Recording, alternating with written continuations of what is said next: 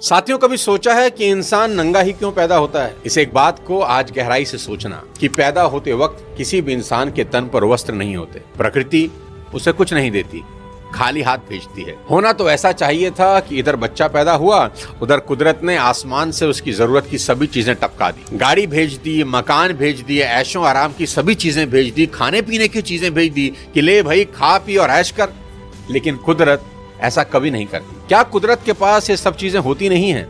जरूर होती हैं, पर कुदरत कहती है कर्म कर और जो चाहता है मुझसे ले ले। तेरी जरूरत की हर चीज इस दुनिया में मौजूद है। तेरे मन में इच्छाएं जन्म लेती रहेंगी, लेकिन कर्म करके तू अपनी हर इच्छा पूरी करते रहना। कुदरत कहती है सावधान रहना, अगर तूने कर्म नहीं किया ना तो तुझे कुछ हासिल नहीं होगा और फिर एक दिन मैं तुझे ऐसी ही वस्त्रहीन वापस बुला लूंगी। पृथ्वी का सारा वैभव तुझे पृथ्वी पर ही छोड़ना होगा। कुछ भी तेरे साथ न जाएगा। सुख और दुख मेरे ये दो दूत तेरे साथ रहेंगे हमेशा।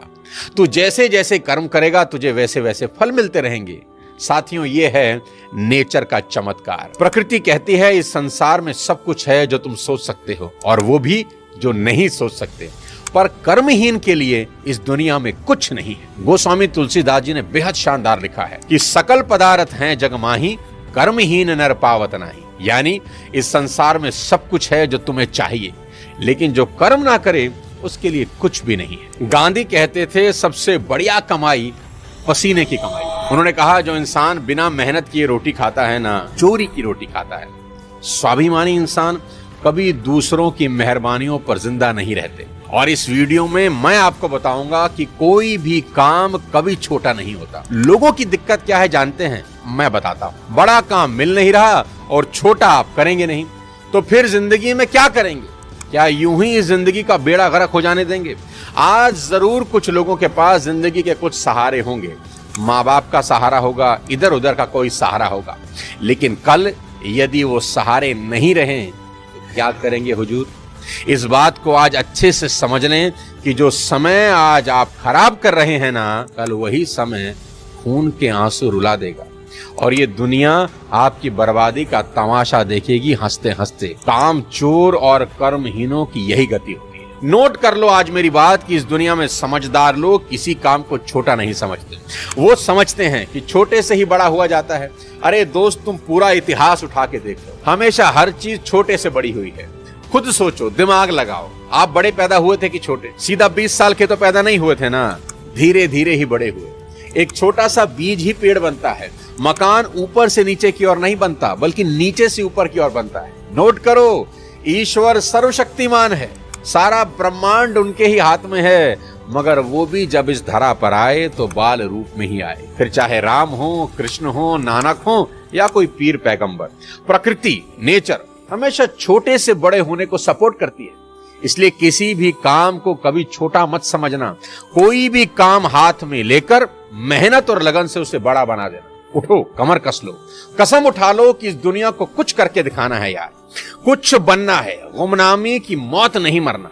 पूरी दुनिया के लिए नहीं तो कम से कम अपने देश के लिए उठो। देश के लिए ना सही तो राज्य के लिए उठो। राज्य के लिए ना सही तो सोसाइटी के लिए ही सही। ऐसी मिसाल कायम करनी है कि लोग आपको और आपकी मेहनत को कालांतर तक याद रखें कि कोई इस धरती पर आया था और अपने पैरों के निशान छोड़ गया। ये दुनिया आपको एक कर्मवीर की तरह याद करे, ना कि एक कामचोर और निकम्मे इंसान के तौर पर। दोस्तों, जहां हो वहीं से शुरू करो, जैसे हो वहीं से शुरू करो, बस शुरू करो। बड़े से नहीं, छोटे से शुरू करो। यहां सिखों के 5वें गुरु श्री अर्जुन देव के बारे में बात करना बहुत जरूरी है, उनको याद करना बहुत जरूरी है। अर्जुन देव जब चौथे गुरु के अखाड़े में शामिल हुए तो रिचुअल्स के अकॉर्डिंग उन्हें छोटे छोटे काम करने को दिए गए। उन कामों में झूठे बर्तन साफ करना शामिल था। अर्जुन देव जी को जो भी काम बताया गया उन्होंने बड़ी लगन और ईमानदारी से उसे पूरा कर दिया। उन्होंने छोटे काम करने में कोई संकोच नहीं किया, ना ही किसी तरह का कोई इंफीरियरिटी कॉम्प्लेक्स उनमें आया। वहां मौजूद बाकी अन्य शिष्य सत्संग का आनंद लेते थे, मौज ले रहे थे, परंतु श्री अर्जुन देव आधी आधी रात तक काम में लगे रहते और काम पूरा करके ही आराम करते थे। वहां के लोगों में यह परसेप्शन बन गई कि गुरुजी अर्जुन देव को तुच्छ समझते हैं, इसलिए छोटे मोटे काम ही इनको देते हैं। मगर उन्हें नहीं पता था कि गुरुजी सच्चे पारखी हैं। गुरुजी की समाधि का वक्त आया। समाधि लेने से पहले गुरुजी ने अपने शिष्यों में से एक उत्तराधिकारी चुना और उसका नाम एक लिफाफे में डालकर लिफाफा बंद कर दिया। उनकी समाधि लेने के बाद जब वो लिफाफा खोला गया तो सब हैरान हो गए। उसमें अर्जुन देव जी का नाम लिखा था। तब अन्य शिष्यों को समझ आया कि जिस काम को तुम छोटा समझते हो ना, उसी में गुरु आपकी असली परीक्षा लेते हैं।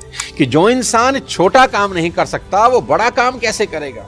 जो इंसान कम वजन ना उठा सके उसे भारी वजन कैसे दिया जा सकता है। स्वामी विवेकानंद कहा करते थे, कोई काम छोटा नहीं। यदि मनपसंद काम मिल जाए तो मूर्ख भी उसे पूरा कर लेते हैं, किंतु बुद्धिमान इंसान वही है जो हर काम को अपने लिए पसंद का काम बना ले और उसी में रम जाए। आपको जानकर बड़ी हैरानी होगी मेरे दोस्त कि कभी ब्रिटेन के अंदर बेकारी का दंड दिया जाता था। यानी जो इंसान बेकार बैठा है उसे दंडित यानी पनिशमेंट मिलती थी। पहली बार किसी को बेकारी के जुर्म में पकड़े जाने पर उस इंसान को जज के सामने पेश कर उसका गुनाह सबमिट किया जाता था। दूसरी बार अगर वही इंसान बेकारी के जुर्म में पकड़ा जाता था, उसके हाथ दाग दिए जाते थे, कोड़े मारे जाते थे और कान का ऊपर का भाग काट दिया जाता था। तीसरी बार उसे कैद की सजा सुनाई जाती थी और चौथी बार मृत्यु दंड ही दे दिया जाता था। और ये लॉ सिर्फ ब्रिटेन में नहीं था, पूरे यूनान में भी बेकारी के अपराध का दंड भोगना पड़ता था। आप सोच के देखिए, अगर पूरी दुनिया में जो खाली और बेकार बैठे हैं, निकम्मे और आलसी हैं, अगर उनको ऐसी पनिशमेंट मिल जाए तो क्या होगा। ये दुनिया कहां से कहां पहुंच जाएगी। सभी बड़े सपनों का कत्ल करने वाला जो शब्द है वो है आलस। आलस एक बहुत ही मीठा दुश्मन है। ये बड़ी धीरे से आपको बोलेगा, अरे भाई अगर थक गए हो तो थोड़ा आराम कर लो, क्यों शरीर खराब कर रहे हो, कोलू के बैल की तरह लगे हो, थोड़ा आराम करो, काम तो रोज ही करना है। इस आलस की वजह से ही खरगोश जैसा जानवर कछुए से रेस हार जाता है कि चलो थोड़ा आराम कर लें, कछुआ तो अभी बहुत दूर है। दोस्त, इस दुनिया में आलस से बड़ा कोई दुश्मन नहीं, इसे तुरंत मार डालो। दुनिया के एक बहुत बड़े लेखक हुए खलील जिब्रान। वो कहते थे, तुम बहुत भले हो जब अपने गोल की ओर पूरी ताकत से बढ़ते हो, लेकिन बुरे तुम तब भी नहीं जब अपने गोल की ओर लंगड़ाते लंगड़ाते जाते हो, क्योंकि लंगड़ाते हुए चलने वाले लोग भी कभी पीछे की ओर नहीं जाते। इसलिए दौड़ो, दौड़ नहीं सकते चलो, चल नहीं सकते तो रेंगो, बस बैठो मत। साथियों, अगर आप हमारे चैनल पर नए हैं तो इसे सब्सक्राइब जरूर कर दें ताकि अगले वीडियो का नोटिफिकेशन आपको मिल सके। अगले किसी और शानदार वीडियो के साथ आपसे जल्दी ही मिलता हूं। खूब मेहनत करिए, खूब मेहनत करिए, खूब मेहनत करिए। जय हिंद।